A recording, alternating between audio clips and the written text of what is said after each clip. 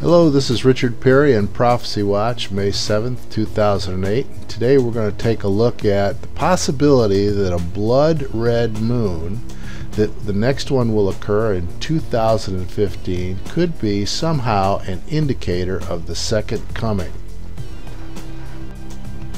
Blood moon eclipses, called a Tetrad, could they predict the second coming of the Messiah, the Christ, in 2015. A minister, a messianic minister in Washington, has done some research with NASA records to see when these Tetrad lunar eclipses and solar eclipse combinations produce this red moon. And we're going to find that indeed the Bible has a couple of prophecies about a blood red moon, and it does have indications and prophetic significance to the second coming of Christ. But could it be as early as 2015? The prophet Joel of the Old Testament gave many prophecies about the second coming and the approach and arrival of the day of the Lord. He even indicated that the moon would turn to blood before the day of the Lord. The day of the Lord is when the Messiah returns and establishes his kingdom on earth. And he indicated that the moon would turn to blood before the coming great and dreadful day of the Lord. Joel had another prophecy that we're going to look at too that related to the moon. In Joel 2, we're told that the moon would turn to blood. In Joel 3 said the sun and the moon will be darkened and the stars will no longer shine. Yahweh, the Lord, will roar from Zion. The earth and the sky will tremble. Yahweh will be a refuge for his people. Then you will know that I, Yahweh, your God, dwell in Zion. So we see two things. The moon will turn to blood, and the moon and the sun and the stars will go dark before the day of the Lord. In the book of Revelation, we also see that the moon turns blood red. And it's when the sixth seal of Revelation is opened, which is the time just before or when the return of Christ is imminent. The sixth seal, there was great earthquake, and the sun turned black as sackcloth made of goat hair, and the whole moon turned blood red. This is recorded in Revelation, and it's a sign just before the day of the Lord and the return of Christ.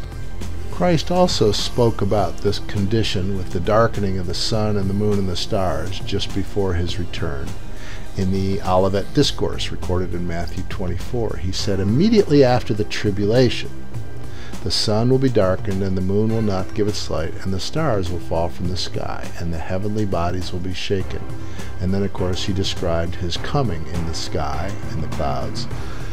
But you see that he said the sun and the moon and the stars will go dark. This corresponds to what we saw in the prophet Joel as an indicator to the day of the Lord. In other words, it would precede the day of the Lord and Christ's return.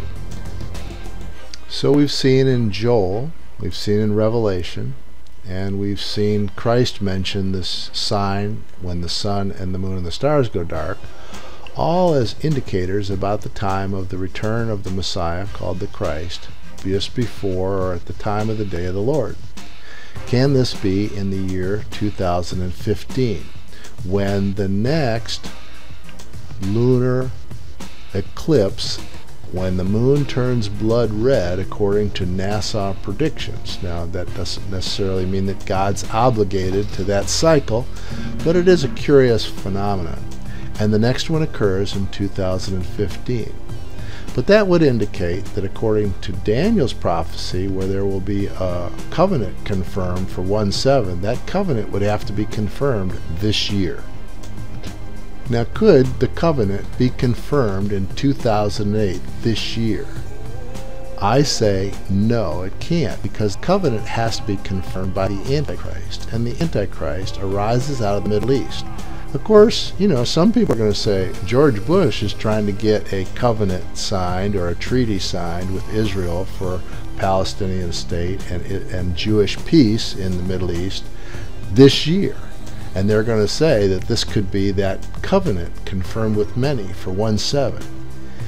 There are too many prophecies about the rise of the Antichrist and his kingdom and the things that will take place prior to that time that make it impossible, according to Scripture, for the return of Christ to be in 2015. So don't be alarmed. Be alert. This blood moon theory about 2015 sounds very interesting. Sounds very concerning and alarming. But it doesn't take into consideration all the prophecies that have to be fulfilled before the return of Christ. They will all be fulfilled before the return of Christ. Everything that God says will happen at its appointed time. We're not going to see the return of Christ in the year 2015. Read prophecy.